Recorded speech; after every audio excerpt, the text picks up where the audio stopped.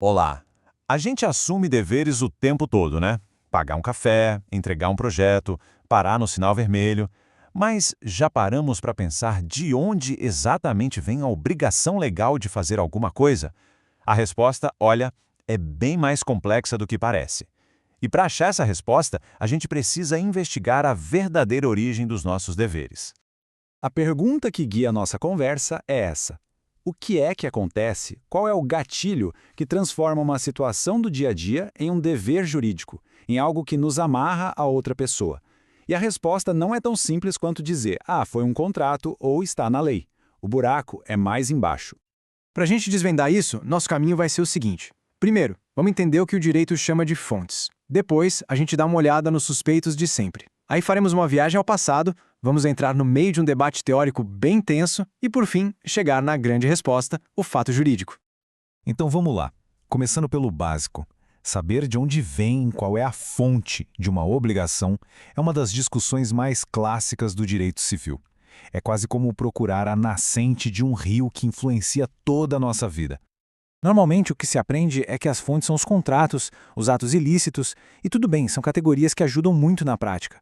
Mas o que a gente vai ver aqui é que elas descrevem a situação, mas não explicam a origem de verdade. A raiz do problema é um conceito que vem antes de tudo isso. Agora sim, vamos falar das fontes mais conhecidas, aquelas que vêm na cabeça de todo mundo quando se fala em deveres. São, como dizem, os suspeitos de sempre no mundo jurídico. E o principal suspeito, claro, é o contrato. É a fonte mais óbvia. Duas ou mais pessoas combinam alguma coisa e, a partir desse acordo, nascem deveres para os dois lados. Comprar um pão, assinar um serviço de streaming, no fundo, tudo isso é contrato.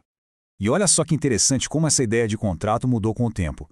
A gente saiu daquele modelo antigo, onde as partes sentavam para discutir cada vírgula, para os contratos de hoje em que a gente só clica em li e aceito. A nossa vontade, em muitos casos, virou quase um ato automático, uma conduta esperada. A segunda grande fonte são os atos ilícitos. Aqui a lógica é a oposta, não tem acordo nenhum. Pelo contrário, tem uma quebra da regra geral de não prejudicar os outros. Se alguém causa um dano a outra pessoa, seja por querer ou sem querer, nasce na hora a obrigação de indenizar. E essa citação mostra uma mudança de mentalidade gigantesca. Hoje em dia, a responsabilidade vai muito além de achar um culpado. O direito percebeu que, por uma questão de solidariedade social, às vezes a obrigação de reparar um dano existe, mesmo que o ato não seja exatamente ilegal. Pensa na responsabilidade de uma fábrica por um produto com defeito, por exemplo. E além dos contratos e dos atos ilícitos, existem outras figuras, como os atos unilaterais. O exemplo que todo livro dá é a promessa de recompensa. Sabe, alguém perde um cachorro e bota um cartaz. Aquela pessoa, sozinha, com a própria vontade, acabou de criar uma obrigação para si mesma. Tá, mas de onde veio essa organização toda? Contrato, ato ilícito, ato unilateral? Para a gente entender isso, precisamos voltar um pouco no tempo. Porque essa classificação toda é, na verdade, uma herança que veio direto lá do direito romano. E essa jornada é muito curiosa. Começou super simples lá com o jurista romano chamado Gaio. Ou era contrato ou era delito. Ponto final. Depois o imperador Justiniano adicionou duas categorias meio estranhas, o quase contrato e o quase delito. Essa divisão em 4 partes fez sucesso, foi parar no Código Francês e influenciou o mundo todo, inclusive o Brasil. O problema? Hoje, a maioria dos grandes juristas acha essa classificação confusa, ilógica e até inútil. E é essa insatisfação com a herança romana que joga a gente bem no meio de um grande debate teórico. Se a classificação antiga não serve mais, então qual é a resposta certa? É aqui que os estudiosos do direito no Brasil se dividem e a controvérsia fica séria.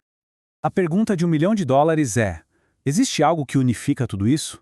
A fonte de tudo é a vontade humana? É a lei? Ou é uma terceira coisa? Esse é o grande quebra-cabeça que os maiores juristas brasileiros tentaram resolver, cada um com uma teoria diferente. Esse quadro resume bem o campo de batalha das ideias. Tem uma turma que diz que tudo nasce da vontade e da lei, juntas. Outra, mais radical, defende que só a lei é fonte de verdade.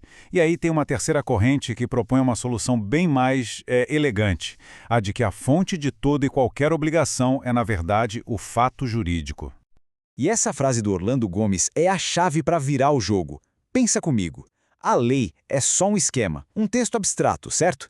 E a obrigação é uma coisa concreta, uma relação entre pessoas. O que faz a ponte entre a lei e a obrigação? O que conecta os dois mundos? Um fato, um acontecimento do mundo real. Então, finalmente, a gente chega na solução que unifica tudo. A resposta para a nossa pergunta lá do começo não está nas espécies, como contrato ou ato ilícito. Está no gênero, no conceito que abraça todas elas, o fato jurídico. Certo, mas o que é um fato jurídico? É basicamente qualquer acontecimento da vida, qualquer um mesmo, que o direito olha e diz: opa, isso aqui me interessa, isso aqui vai gerar consequências jurídicas.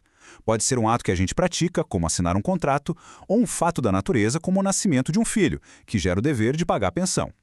Vamos ver um exemplo prático que deixa tudo bem claro. Imagina o passo a passo. Primeiro, o fato. Uma pessoa empresta uma casa para outra. É um acontecimento.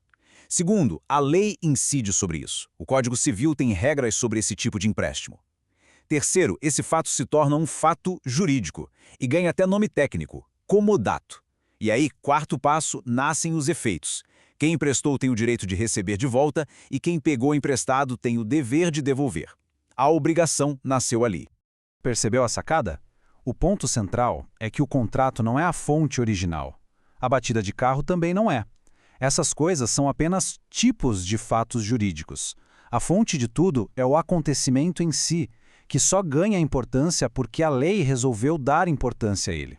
E aqui está a grande síntese da nossa análise. A fonte primária de todas as obrigações não é a vontade da pessoa, isoladamente, nem a lei sozinha e abstrata. É o fato concreto, o que acontece no mundo, que, ao ser iluminado pela norma jurídica, passa a gerar efeitos, entre eles o nascimento de um dever. No fim das contas, toda aquela variedade de fontes que a gente viu no começo, contratos, delitos, promessas, pode ser resumida a um único e poderoso conceito. Todas elas são, na verdade, manifestações de uma só coisa, o fato jurídico. É ele a origem de tudo.